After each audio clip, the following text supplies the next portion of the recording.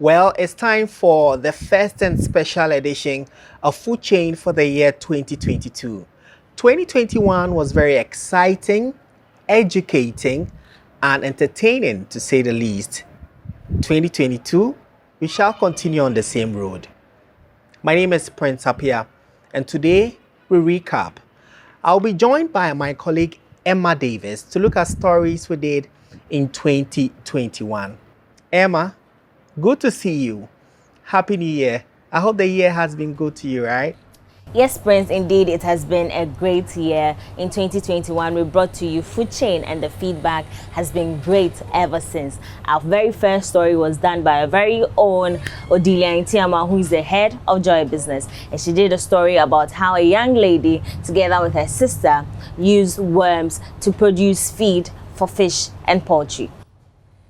I have come to West African farms where maggots breeding is ongoing on a large scale for feed producers. We are an agricultural firm and we produce insect protein for Ghana's poultry value chain. So what we do is we gather food waste and we use a special insect technology to decompose the food waste. The food waste turn into compost, and also the larvae, insect larvae, is used for protein, insect protein. So instead of fish, we substitute that for the fish meal inside the feed. Yes, about 15 kg of dry maggots. Yeah, it's needed to produce 50 kg sack of feed. Yes. Christ. Jesus Christ. Sorry. Are you going to touch them? Yes. So this is the maggots. So this is the wet. Right now we produce almost a quarter ton of black soldier fly larvae. Yes, for them to be able to formulate their feed, to add their feed. Yes. So this quarter ton of feed is supposed to be done within what period of time? Per month. Okay. Yes, it's per And month. you sell it to them about how much? About 3 cedis, 40 pesos per kg. Okay. Yes. And for a quarter ton, that's about how many? So a quarter ton, rough. I don't have the figure offhand, but I say roughly 3,000 thereabout. Yes.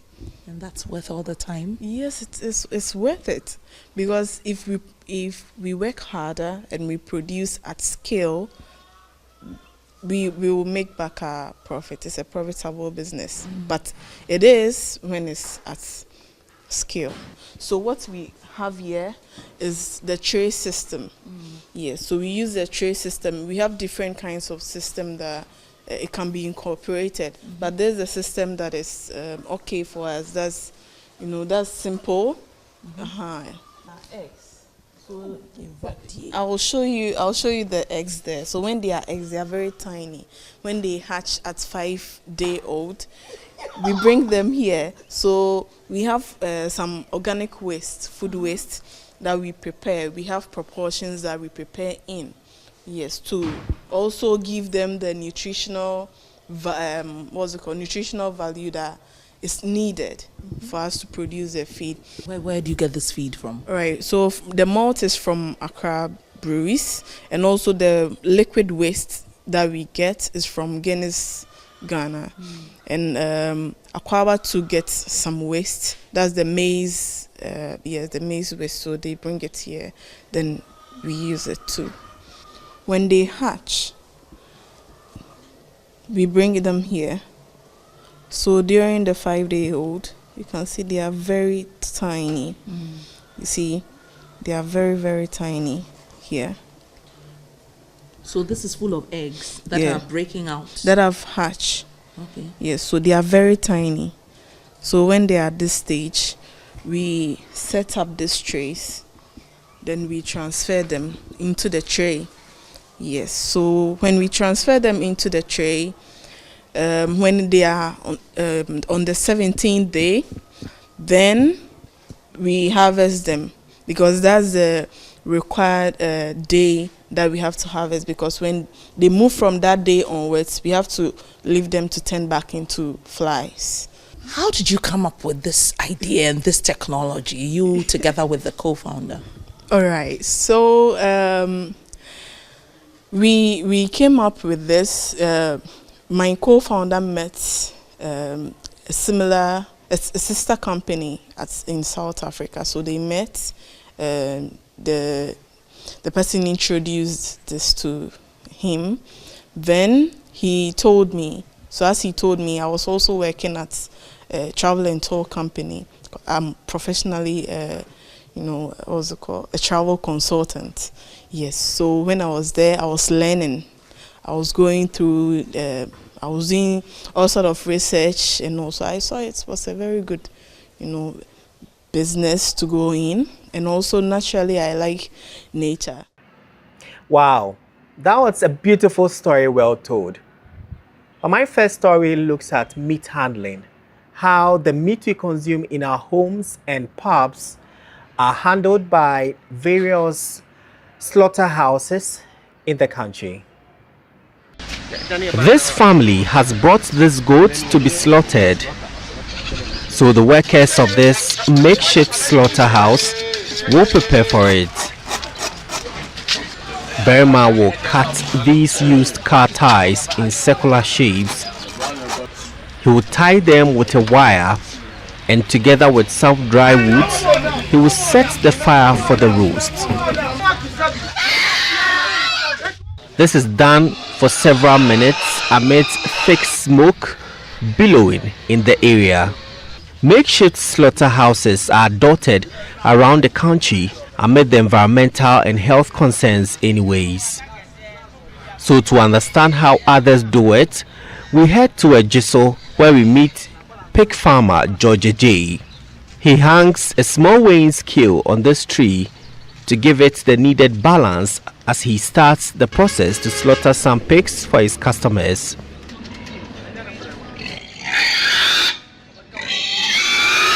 Though George is aware of the sanitary concerns of how he slaughters his animals, he has some reasons for his actions. For here with the pigs, we've totally abolished the use of tires, the worn-out tires of cars. We don't use it at all. So we use the gas, and then we have 2 sets of tables here. So after dealing with it in terms of using the gas to take off the skin, and then you put it on the wooden table, then they will use the silver sponge that the ladies use to clean the utensils, to clean it and then make it nice, look clean. In the midst of this, the Public Health Act, meanwhile, enjoins anybody who wants to slaughter an animal to do so in a proper slaughterhouse or an abattoir. So we head to the Kumasi abattoir to understand how things are done in the proper way.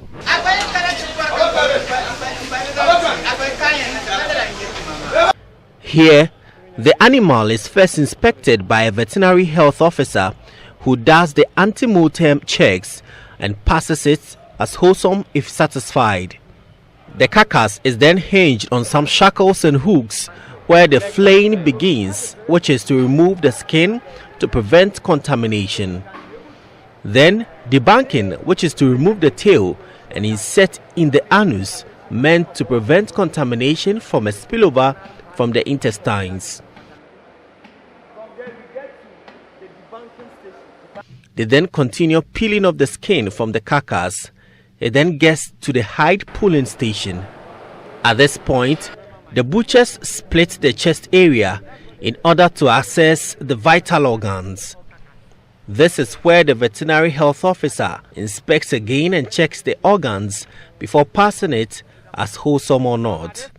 After it is passed, it is then divided into 4 equal parts, which is referred to as the quartering stage. Intermittently, the carcass is cleansed to do away with the blood.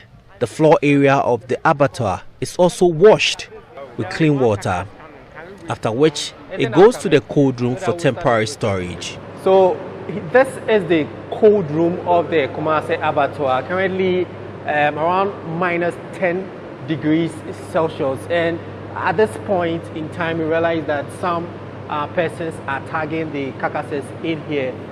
This place is one of the points of calls when the carcass will be ready for the public consumption. From here, it moves out to the butchers who are ready to carry them to the consuming public. Well, this story was very special to myself and the team because it was the first time for us reporting from a cold room at that temperature. But what fascinated me was that every animal we kill in our homes, we are told we have to go through the abattoir system to get them screened before we kill them. And that has stuck with me. And that was really an eye-opener. Moving on, one of my most adventurous stories was one on the Volta Lake, where I went all the way to Akuse to interview Tete, who is using some crazy technology to engage in fish farming on the Volta Lake. It was my first time using a canoe or sitting in a canoe and feeding fishes on a water body. At first I was into poultry, that's egg production. Okay. And I wanted to see the profit margin between the two.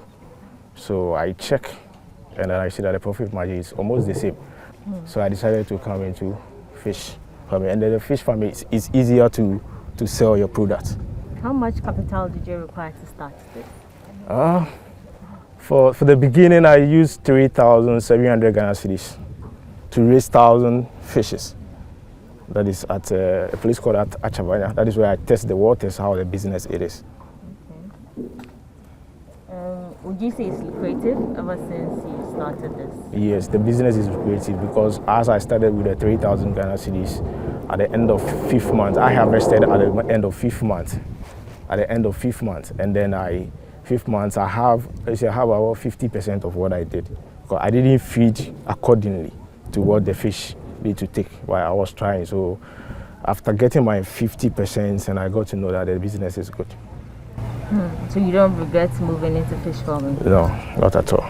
So I understand that for one to be a successful fish farmer, you have to produce about 300 tons a year. How many tons do you produce here?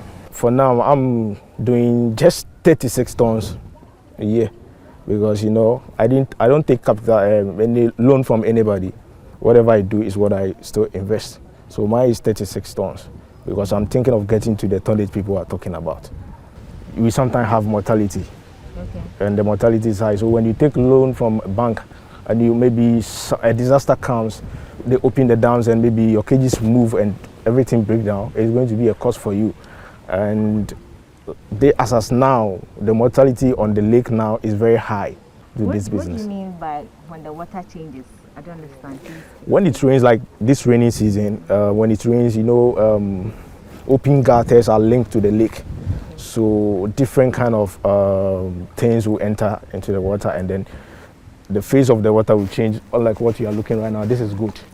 Okay. When the water is good, you look at it like as black. Okay. Yes, but when death comes in, it changes to brownish, sometimes grayish. Okay, and when it happens like that, the oxygen becomes low. It's like the water becomes muddy. So the oxygen becomes low for the fishes, and then a lot of them die. I see. So talk of fish diseases. In 2017, there was the fish kill. Did it affect you? Yes. How bad was it? It's very bad because during that time, I think my fishes were ready for harvest. Okay, and I make an arrangement with a buyer who needs to come, like, let's say, a week before the disaster came. So you can imagine whatever we spent from the beginning up to the 6 months you wanted to harvest in that disaster scene. So a lot of money has gone astray, like tonnage has gone astray. If they were to be at the tender age, I wouldn't have felt the pain like as they are table size fish.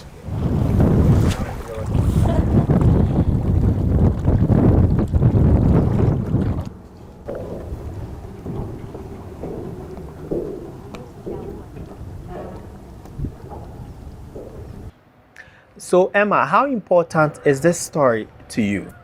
With this particular story, Prince, I was so scared because it was my first time in a canoe. You know, I didn't know how to move or sit, just in case a little mishap, I would end up in the Volta Lake. So the next story looked at how farmers in Goso and other parts of the country were employing interesting indigenous ways of supplying water to their farms in the wake of climate change. And so the story looked at the importance of water to crop production. This is 61-year-old Nana Poku, a farmer in the Goso community of the Ahafo region. He cultivates maize and cocoa in addition to his 11-acre plantain farm. Cocoa cra de cocoa bear 50 acres. Last year, his 8-acre maize farm did not do well because the rains failed to come as expected.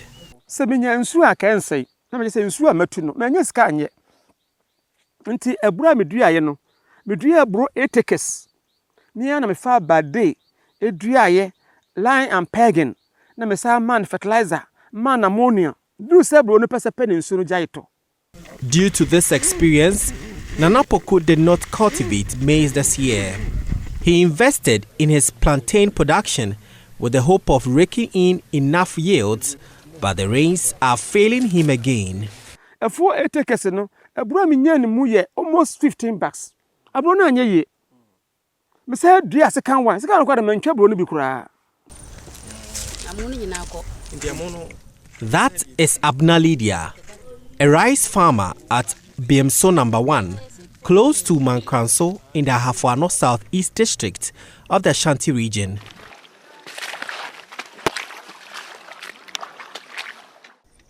She holds her waist in utter dismay and disappointment, perhaps thinking of how to get back on her feet after floods destroyed her yields. All her sweat has gone down the drain. You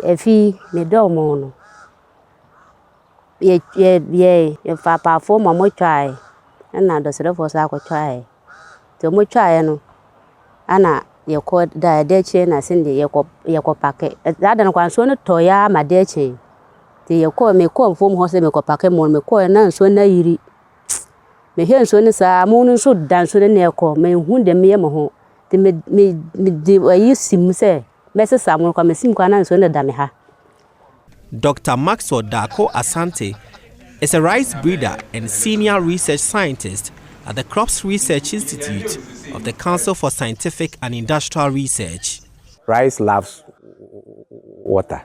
Okay, so the rule of thumb is that the genetics, that's what we have specialized in, will contribute about 50% to the yield. The rest is the environment. And the environment is how the land is developed, how the water is controlled, and how you apply fertilizer and stuff like that. So, in short, rice loves water, and that goes with land development, because the water, if you don't develop the land well, the water will either be too much or too little. You will not have the water when you need it.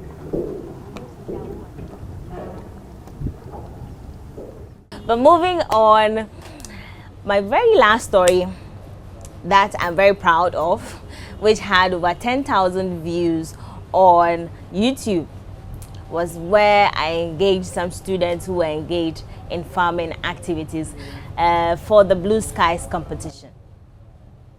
Food chain is not only for the grown-ups or the adults. So today we are coming to learn how students or children are engaging in farming activities. But first, I'll be speaking with their agric teacher. Hello, sir.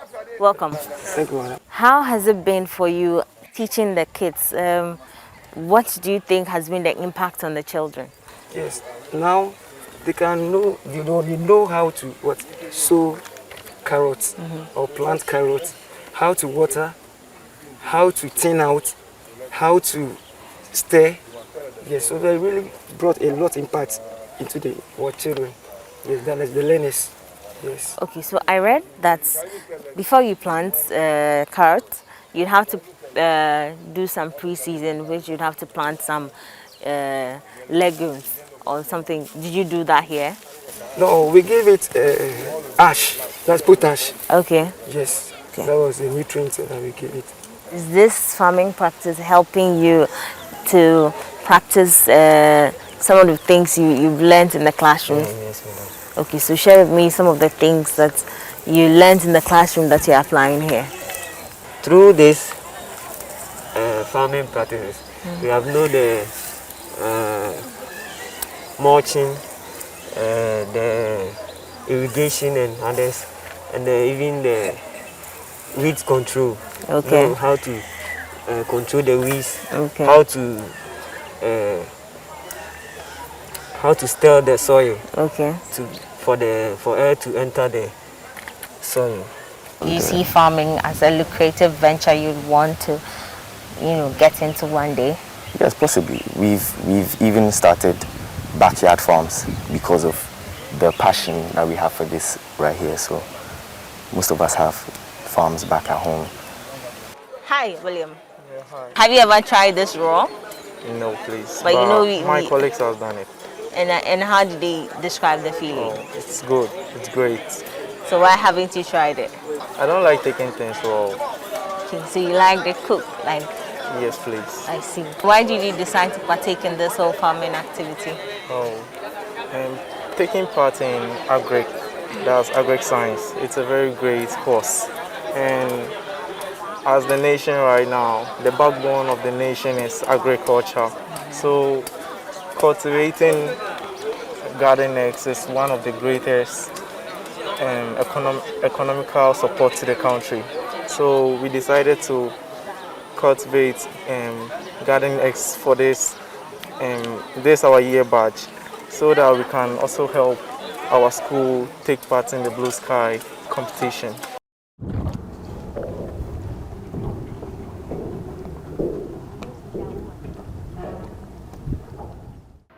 So my final story will be that of the series we did on pond farmers across the country. We did a variety of them, from the craze of catfish to that of tilapia, and the new mode of cultivating them across the country. So here we have just about 6 tanks. And This is Dr. Shadrach Kamponsa, a PhD holder in machinery agriculture. On the side, he is a passionate fish farmer at Fumesa in Ashanti region. Basically, here we should have about 2,500 fishes here at the cottage. Catfish and tilapia are the common fishes that many fish farmers breed for commercial purposes. For some time, tilapia production became the toast of many breeders, but it seems catfish production is gradually taking over from tilapia. So what could be the reason? For me, tilapia is overrated.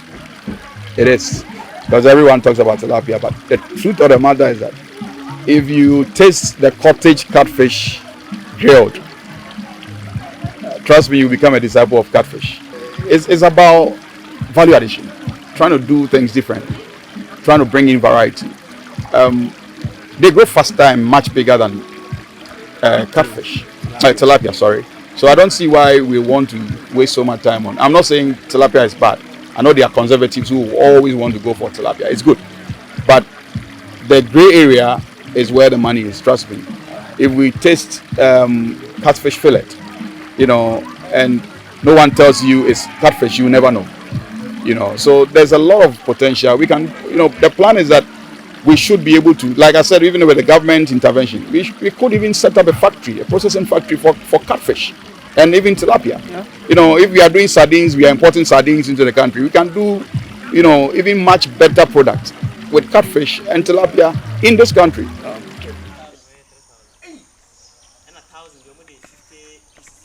So finally, we are here in another setup of a fish pond, and we are here to speak to this fish farmer who is doing tremendously well with a different style of producing fish in a natural form. So we'll be speaking to Paul Nyamiche, who is currently on his farm. Mr. Nyamiche, thank you very much for joining us on Joy Business. Thank you. All right, so tell us, how did it start for you? Oh, actually, I started not for commercial purpose. I wanted to use it to feed the family. Okay. So this was the first pond that I constructed. So I started with tilapia. So when I started this, the tilapia was going over. So during the Harmattan season, they started dying. Okay.